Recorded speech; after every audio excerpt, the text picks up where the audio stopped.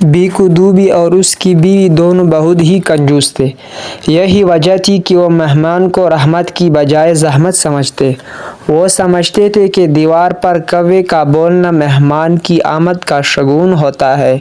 इसलिए जब भी कोई कौवा बीकू की झोंपड़ी के ऊपर काय काय करता तो उसकी बीवी कहती हुई दौड़ती, ए कलमू है, भाग यहाँ से, जारफरीन की दीवार पर जाकर काय काय कर। एक दिन जब बीकू के मामू पड़ोस के गांव नारपुर से आए तो दोनों मियाँ बीवी के चेहरे उतर गए। मामू ने खैरियत पूछी तो बीकू के आह भरकर कहा, अरे बस क्या पूछते हो मामू, इस बार तो फसल ख़राब हो गई, हम तो दाने दाने को मुहताज हो गए। जब उन्हें ये मालूम हुआ कि मामू 5 दिन तक रहेंगे तो वो और घबरा गए।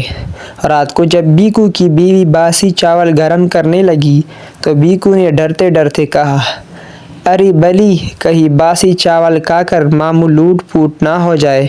चावल में थोड़ा सा अचार डाल दे ताकि बसानन कम हो जाए। बीकू का अंदेशा दुरुस्त निकला। आधी रात के बाद मामू मछली की तरह तड़पने लगे और कुछ देर में ठंडे पड़ गए। बीकू को यकीन हो गया कि मामू अल्लाह को प्यारे हो गए हैं। हाल आके मामू को सिर्फ सकता हो गया था। बीकू मियाँ डर के मारे बड़बड़ाए, देखा मैं कहता था, वाह दिया तूने, अब तो हम जेल जाएंगे। दोनों मियाँ बीवी लालटेन की बत्ती नीचे करके सोचते रहे कि किस तरह लाश से पीछा छुड़ाया जाए। बहुत सोचने के बाद उन्होंने तय किया कि एक तीर से 2 शिकार किए जाएं। फजलू कुम्हार से उनकी पुरानी दुश्मनी थी, इसलिए बीकू ने सोचा कि लाश को फजलू के दरवाजे के साथ रख दिया जाए। उस वक्त चारों तरफ सन्नाटा था। बीकू ने इधर उधर देखा और मामू को फजलू के दरवाजे के एक किवाड़ से लगाकर खड़ा कर दिया। वहाँ अंधेरा भी था। कुछ देर बाद जब फजलू ने घर का दरवाज़ा खोलकर बाहर जाना चाहा तो कई चीज़ उसके कांधों पर आ गिरी। फजलू समझा कि किसी चोर ने हमला कर दिया है। वो लाठी लेकर मामू पर पिल पड़ा। कुछ देर में जब उसने माचिस जलाकर देखा तो डर के मारे उसकी कही बंद हो गई। वो समझा कि शायद मेरी लाठी के वार से शख्स चल बसा। अब फजलू को फिक्र हुई कि इस लाश से कैसे पीछे छुड़ाया जाए। उसने बाहर निकलकर देखा तो दूर दूर तक कोई नहीं था, सिर्फ मजीद नाई की दुकान से लालटेन की धीमी रोशनी आ रही थी और मजीद नीचे करके नमाज पढ़ने गया था। फजलू ने मामू को कमर पर लादा और मजीद की दुकान में आईने के सामने कुर्सी पर लाश का बिठाकर भाग निकला। मजीद जब नमाज पढ़कर आया तो समझा कि कोई गाग बाल बनवाने आया है। जब वो मेला कपड़ा निकाल कर कुर्सी पर बैठे शख्स की गर्दन पर लपेटने लगा तो वो शख्स उसकी गोद में आन पड़ा। मजीद घबरा गया। कोने में रख के मटके से ठंडा पानी निकालकर जब उसके चेहरे पर चींटा मारा तो मामू, जो सकते में थे, आंख की मलती हुई उठ बैठे। उनकी समझ में नहीं आया कि वो यहाँ कैसे पहुँचे, क्योंकि उनकी अच्छी खासी दुर्गत बन चुकी थी। वो आहिस्ता आहिस्ता चलती हुई बीकू की झोंपड़ी की तरफ रवाना हुई। उधर रात भर बीकू का ज़मीर मलामत करता रहा कि उसने न सिर्फ मामू की जान ले ली है बल्कि लाश की बेहुरमती भी की है।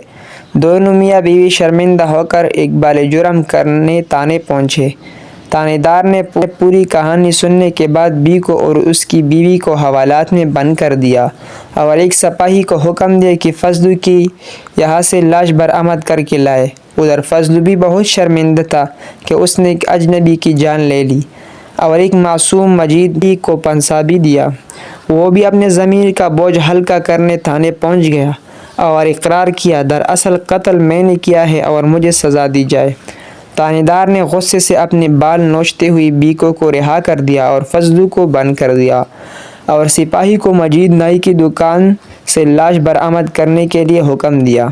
मजीद ने ताने आकर गिड़गिड़ा कर कहा, सरकार, मेरी दुकान में आज एक शख्स कुर्सी पर बेहोश पड़ा था, लेकिन पानी का चींट न डालने पर वो उठ बैठा और बग़ैर हजामत बनवाए चला गया।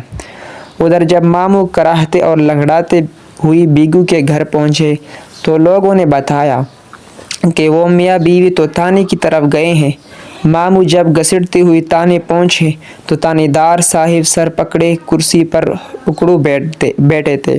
ماموں کو دیکھ کر بیگو اور فضلو چیخے، بھوت بھوت! کچھ دیر بعد تانے دار نے سب کی کہانی سنی اور پوری بات سمجھ میں آنے کے بعد اس کو ڈانٹ ڈپٹ کر بھگا دیا۔ بیگو اور اس کی بیوی ماموں کو سہارا دے کر گھر لے گئے اور 4-5 دن تک ان کی خوب خاطر و مدارت کی اور آئندہ کے لیے کنجوسی سے توبہ کیا۔